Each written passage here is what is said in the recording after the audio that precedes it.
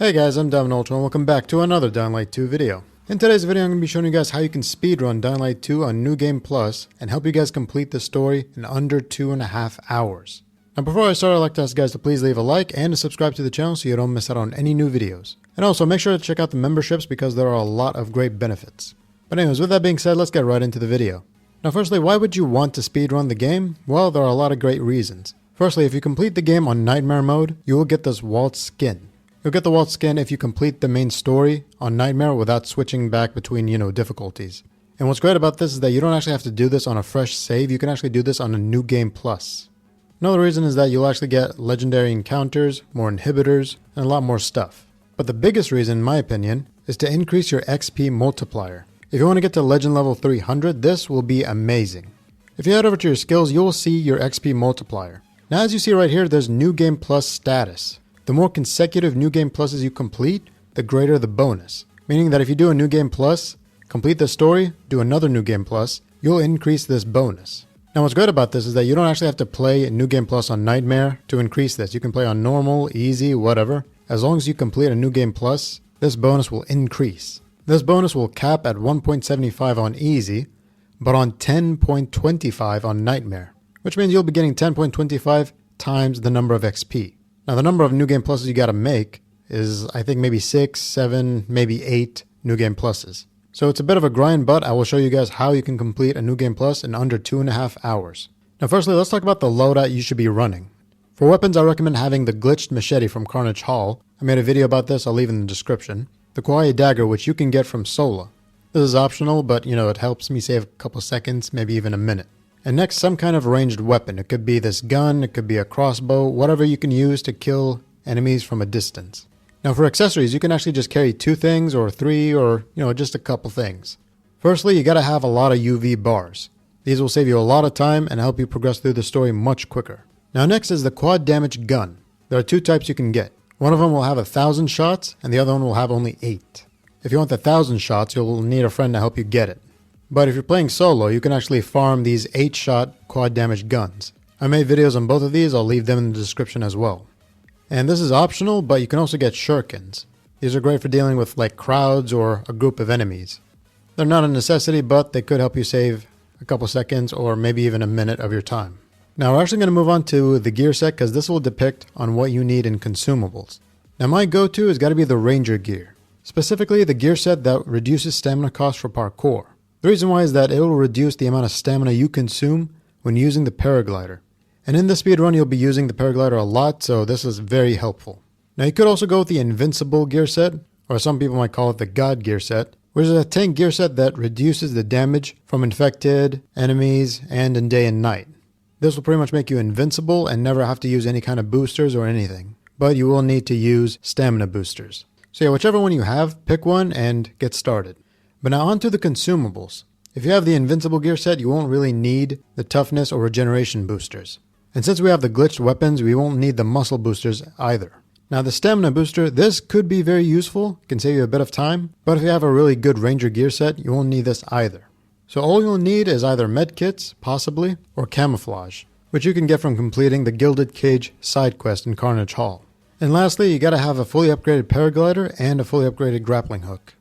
Oh, and also one more thing, it's great to have all these lockpicks to help you break locks and save you a bit of time. But anyways, now that we got the loadout right, let's move on to the story. Now if you already have the waltz skin, then you can just play this on easy. To start off, when you head over to the bazaar, you only need to talk to this one guy. Now I'm not sure if you have to help him or not, but it doesn't really take too much time, and if you have the resources, you can get this done instantly. Next, you want to continue the story as normal. You want to get into the metro station, get captured, help Ador find the Lazarus, and then head to the bazaar. The choices you make do not matter and you can just progress through however you like. But on your way back to the bazaar, make sure you get this windmill. When you're on your way to the bazaar from the metro station, you'll run into this. And since you're on your way there, you might as well get it because this is a necessity for the story. It doesn't matter what you do, you'll be getting this windmill regardless. So it's better to get it right here. Now from here, you want to continue the story as normal, again, until you get to the Tango Motel. You'll have 2 choices. Either to help Sophie or to go to Ador. You want to go to Ador and not help Sophie. Once you do this, you'll be tasked with trying to get the water tower. You'll climb the water tower, disabling bombs, and you'll have another choice. You can either fight these two guys, or you can agree to help them. You're going to agree to help them since this will save you some time, and you'll never see them again. Now from here, you need to give the water tower to the PKs. You'll lose the bazaar, but this is the fastest way to complete the story. Now from here, you want to continue the story again until you're met with the decision of either helping Anderson or trying to get to the central loop. You want to try to get to the central loop, and when you do this, you'll be going over to Hakon. And from here, you'll have another choice. Either help Hakon or leave him. You want to leave him. And then from here, you just continue on with the story. You'll run away from Waltz, get to the central loop, and then go to an electrical station. Now when you do this electrical station, doesn't matter who you give it to whoever, it doesn't matter. And after you capture the electrical station, you'll be going over to the canteen.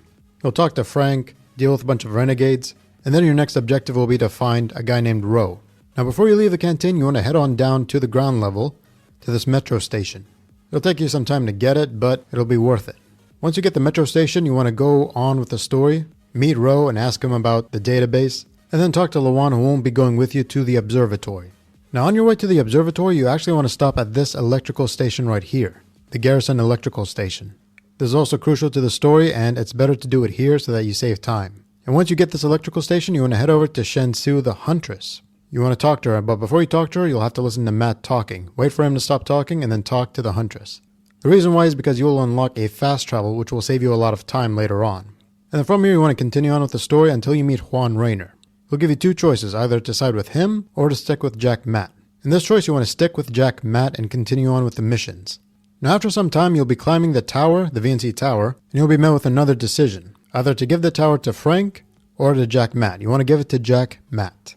Now after you give the tower to Jack Matt, you'll be doing a couple missions, helping him spread the signal, and then get a location on Veronica, a GRE doctor. You'll be tracking her down, and in doing so, you'll have two choices. Either to set your mission aside and then help someone, or to stick with your mission and find Veronica. You'll want to go over to Veronica to continue on with the main story. From here, you continue on with the mission. Now the choices you make on this mission do not matter. You can continue on as normal. You can help Veronica get down into the observatory, fight off some renegades that try to ambush you, and then run away from Waltz again. You'll fight Waltz at the top, and one of the benefits of the quad damage gun is that you can do this in 1 or 2 shots and be done with this boss fight. Next, you're going to continue on as normal, heading over to Jack Matt, talking to him, then heading back to the canteen to see Lawan, and then you'll head on to complete the last mission. From here, you'll continue on as normal until you get to the Colonel. Now this is the second last choice that really matters. Here you gotta actually side with the Colonel.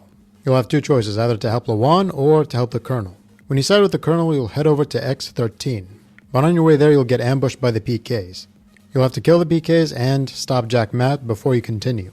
When you get to X13, you'll be going through a bunch of zombies, a bunch of renegades, and then you'll be fighting Waltz. Now for here, you pretty much just spam the quad damage gun. As you see on screen, it's not really taking me a lot of time. I mean, both the boss fights are being done instantly. But when you turn into the beast, or whatever you want to call this is where it'll take some time. Now my strategy is pretty much to use the charge, where you like run and push Waltz back, and just spam the attack button. You could also push him into a corner and like trap him, but it's kind of luck based and I don't really know exactly how to do this perfectly every single time, but you know, if you can do it, great. If not, then just continue on with what I'm doing. And then from here, you'll find your last choice. You either save Lawan or save Mia. Now the lazy way is to save Mia and just be done with the story. Now that's pretty much it. For me, I was able to do this in like 2 hours, 17 minutes, and 27 seconds, give or take. And you guys can do this in under 2.5 hours.